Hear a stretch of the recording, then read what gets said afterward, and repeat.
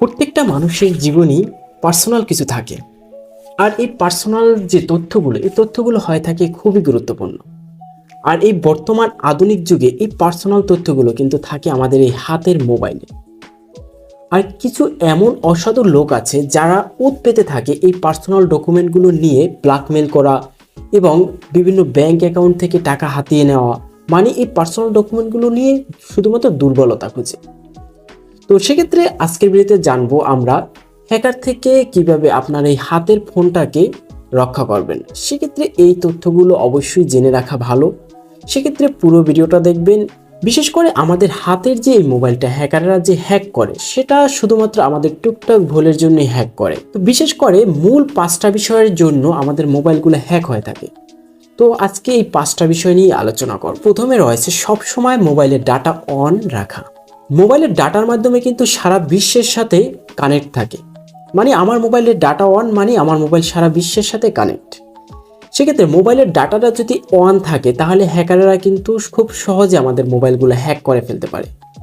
সাধারণত ডাটার মাধ্যমেই কিন্তু হ্যাকাররা অ্যাক্সেস নিতে পারে। সাধারণত নর্মাল যে নেটওয়ার্ক থাকে, যে আমরা ফোনে কথা বলি, ওটার মাধ্যমে আপনার ফোন কখনোই হ্যাক করতে পারবে না এবং অ্যাক্সেস নিতে পারবে না। যখন ওয়াইফাই এবং ডাটা আপনার ফোনে অন থাকবে তখন কিন্তু তারা সুযোগ পাবে। সেক্ষেত্রে কি আপনারা ডাটাটা অন রাখবেন না? হ্যাঁ, ডাটাটা অন রাখবেন। যতক্ষণ আপনি ফোনটা ব্যবহার করবেন ততক্ষণ ডাটাটা অন রাখবেন। যখন ব্যবহার করবেন না তখন অফ করে রেখে দেবেন। সেক্ষেত্রে আপনার ফোনটার যদি হ্যাকাররা অ্যাক্সেস নিয়েও থাকে কিন্তু তারা কাজ করতে পারবে না, কারণ আপনার ফোনে ডাটা অফ হয়ে থাকবে। তো দ্বিতীয় নাম্বার রয়েছে ক্র্যাক ফাইল, ক্র্যাক সফটওয়্যার ব্যবহার। তো ক্র্যাক ফাইল, ক্র্যাক সফটওয়্যার বলতে বোঝায় আমরা যে মোবাইলে সাধারণত যে সফটওয়্যারগুলো ব্যবহার করি, এই সফটওয়্যারগুলো কিন্তু আমরা প্লে স্টোর থেকে ডাউনলোড করে নিই। কিন্তু কিছু কিছু সফটওয়্যার আমরা সুবিধার জন্য আমরা বিভিন্ন ওয়েবসাইট থেকে ডাউনলোড করি, ক্রোম ব্রাউজার থেকে, এবং বিভিন্ন ওয়েবসাইটের থ্রুতে ডাউনলোড করি। এটা একটা খারাপ লক্ষণ। আমাদের যে প্লে স্টোর থেকে আমরা সফটওয়্যারগুলো ডাউনলোড করি, ওই সফটওয়্যারগুলো কিন্তু 100% এন্ট্রি দিয়ে তারপর কিন্তু তারা ওটাকে বাছাই করে প্লে স্টোরে দিয়ে রাখছে, যেন ওই অ্যাপগুলো যেন ক্ষতি করতে না পারে আপনার। কিন্তু যখন অন্য কোনো থ্রুতে আপনি অ্যাপ কালেক্ট করবেন, শেয়ার ইটের মাধ্যমে অথবা ক্রোম ব্রাউজারের মাধ্যমে অথবা আউটসাইডের যে ব্রাউজারের থেকে যদি আপনি অ্যাপস ডাউনলোড করেন, তাহলে সেই অ্যাপসগুলো থাকতে পারে হ্যাকারের কোনো কোডেট। তো ওই কোডেটের মাধ্যমে কিন্তু আপনার ফোনে ভাইরাস ছড়িয়ে দিতে পারে এবং আপনার ফোনটা কিন্তু তারা অ্যাক্সেস নিয়ে যেতে পারে এবং ফোনটাকে হ্যাক করে ফেলতে পারে। আর হ্যাঁ, একান্ত যদি ডাউনলোড করে ফেলেন সেটা আপনি জানতে পারবেন খুব সহজে যে আপনার মোবাইলে এরকম হার্মফুল কোনো অ্যাপ আছে নাকি। সেক্ষেত্রে সরাসরি প্লে স্টোরে চলে যাবেন, এখানে আপনার অ্যাকাউন্টের উপরে ক্লিক দেবেন, তারপর এখানে যে লাইব্রেরি অ্যান্ড অ্যাপস আছে এটার উপরে ক্লিক দেবেন। দেখুন উপরে আছে হার্মফুল অ্যাপস, তো এটার উপরে ক্লিক দেবেন। তো ক্লিক দেওয়ার পর এখানে যে স্ক্যান অপশনটা আছে, এখানে যদি আপনারা স্ক্যান দেন সাথে সাথে এখানে যে যদি হার্মফুল কোনো অ্যাপ থাকে তাহলে এসে যাবে। সেক্ষেত্রে এখানে একটু চেক করে নেবেন যে আপনার ফোনে হার্মফুল কোনো এরকমের হ্যাকারদের আওতাভুক্ত কোনো অ্যাপ আছে নাকি। তো তৃতীয় নম্বর হয়েছে সন্দেহজনক লিঙ্ক। আসলে এই সন্দেহজনক লিঙ্কের মাধ্যমে প্রতারিত বেশি হয়। তো সন্দেহজনক লিঙ্কগুলো এমন হয়, দেখবেন যে লোভনীয়, আপনার যেটা দরকার সেটা এমন একটা লিঙ্ক থাকে, যে লিঙ্কটায় থাকে হ্যাকারের কোড। ওই কোডের মাধ্যমে আপনার ফোনে একটা ভাইরাস ছড়িয়ে দেয় তারা, ওই ভাইরাসের মাধ্যমে কিন্তু তারা ফোনটাকে অ্যাক্সেস করে নিতে পারে। তো অনেক সময় দেখা যায়, দেখবেন যে আপনাকে একটা লিঙ্ক দিবে যে আপনি আইফোন 13 প্রো ম্যাক্স পেয়েছেন, এছাড়াও দেখবেন যে আপনি 50 লক্ষ টাকার লটারি পেয়েছেন, এরকমের অ্যাভেলেবেল লিঙ্ক আসবে এবং আপনাকে ইমেল দিবে, লোভনীয় কিছু ইমেল দিবে। তো এই ইমেলগুলো যদি আমরা ক্লিক করি তাহলে কিন্তু এখানে ভাইরাস থাকে, বিভিন্ন সফটওয়্যার ডাউনলোড হয়, ওই সফটওয়্যারগুলো আমাদের মোবাইলে ক্ষতি করে এবং যে কোনো মুহূর্তে হ্যাকারেরা আমাদের অ্যাক্সেস নিয়ে আমাদের ফোনটাকে হ্যাক করে ফেলতে পারে। সেক্ষেত্রে লোভনীয় লিঙ্কগুলো আপনারা ইগনোর করুন, এক্ষেত্রে আপনার ফোনটা হ্যাকার থেকে একদম অ্যাক্সেস মুক্ত থাকবে। তারপর চতুর্থ নাম্বার রয়েছে ব্রাউজারের পাসওয়ার্ড সেভ করা। হুটহাট করে আমরা যখন আমাদের ফোনে কোনো ফেসবুক আইডি অথবা ইমেল আইডি লগ ইন করি তখন কিন্তু একটা অপশন আছে সেভ। আমরা করি কি, ওখানে সেভ দিয়ে দিই, আমাদের ফোনে কিন্তু পাসওয়ার্ডটা সেভ হয়ে যায়, ইমেলের পাসওয়ার্ড, ফেসবুকের পাসওয়ার্ড।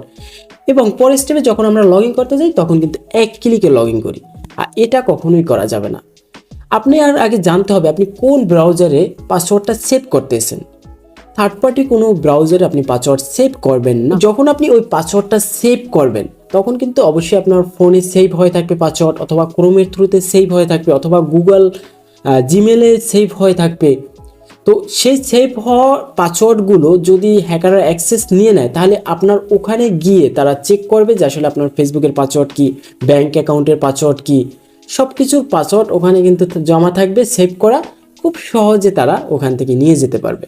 সেক্ষেত্রে এরকমের ব্রাউজারে পাসওয়ার্ড সেভ করবেন না, তাহলে কিন্তু এরকমের ভয়াবহ পরিণতি হতে পারে। এমনকি আপনার ব্যাঙ্ক অ্যাকাউন্ট যদি সেভ করে রাখেন, তাহলে কিন্তু আপনার ব্যাঙ্ক অ্যাকাউন্ট থেকে সমস্ত টাকা কিন্তু নিয়ে যাবে। সেক্ষেত্রে একটু সতর্ক থাকবেন।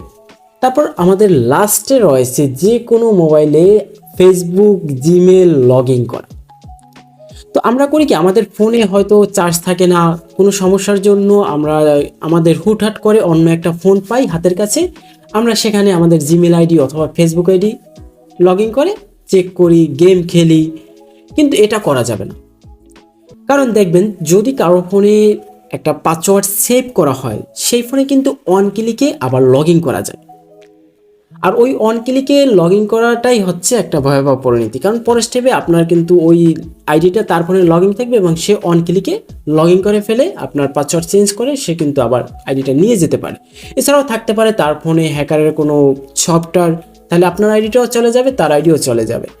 এছাড়াও দেখবেন যে আমরা যে পাসওয়ার্ডগুলো সেভ করে রাখি, পরের স্টেপে কিন্তু ওখানে আমাদের নাম্বার পাসওয়ার্ড যে কেউ নিয়ে যেতে পারে, এবং এগুলো ওই যে ফোনে সেভ করবেন, যে ফোনে লগ ইন করবেন, ওই ফোন থেকে খুব সহজেই কিন্তু আপনার ওই আইডিগুলোর ফেসবুক আইডি, জিমেল আইডির অ্যাক্সেস নিয়ে নেয়।